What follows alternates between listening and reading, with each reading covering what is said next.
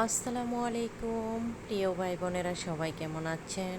আলহামদুলিল্লাহ, আমি ভালো আছি। আমি আজকে আবারও নতুন একটি রেসিপি নিয়ে চলে আসলাম। আমি আজকে গরুর মাংস জোড়া দিয়ে সমোসা পিঠা বানাবো। এই সমোসা পিঠার জন্য আমি গোল গোল করে ব্যাটার তৈরি করে নিলাম। দেখো বন্ধুরা, এগুলো আমি হাতেই তৈরি করেছি।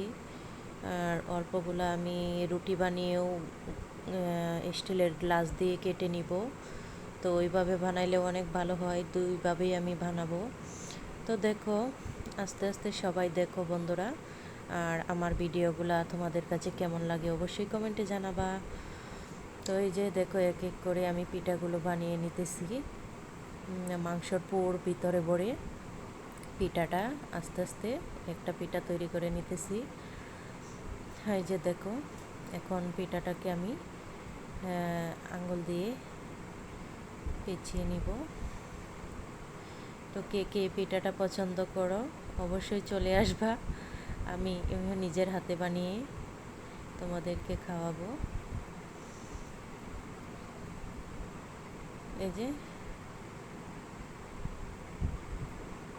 এখন আমি আবার রুটি বানিয়ে নিলাম, গ্লাসের সাহায্যে কেটে নিব এক এক করে।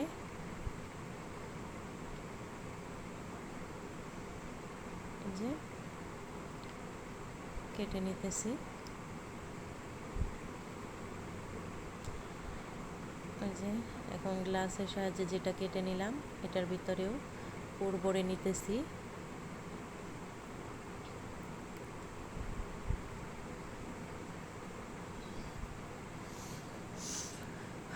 এখন হাতের সাহায্যে ভেঙে নিতেছি।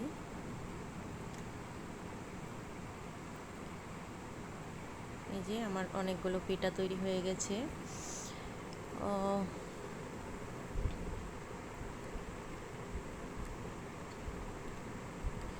সবাই আমার ভিডিওটা ধৈর্য সহকারে দেখবেন এবং কেমন হয়েছে অবশ্যই কমেন্টে জানাবেন। এই যে আমি প্যানে কড়াই বসিয়ে দিলাম চুলায়। তো এখন পিঠাগুলো ভেজে নিব। এক এক করে পিঠাগুলো দিয়ে দিতেছি।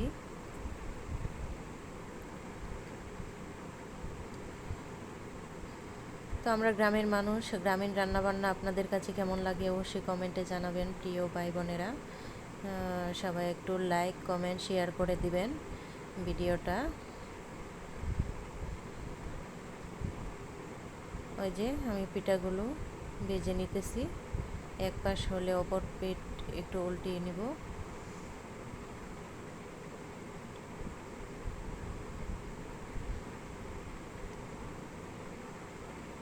আমাদের মতো কে কে মাটির চুলায় রান্না করেন অবশ্যই কমেন্টে জানাবেন। আর মাটির চুলার রান্নার স্বাদেই কিন্তু অন্যরকম।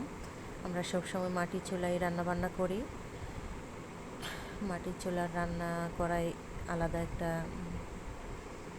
টেস্ট লাগে।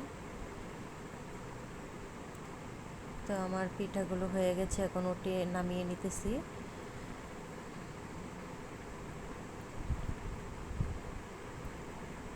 এই যে লাল লাল করে ভেজে নিলাম। আমার পিঠা হয়ে গেছে অলরেডি।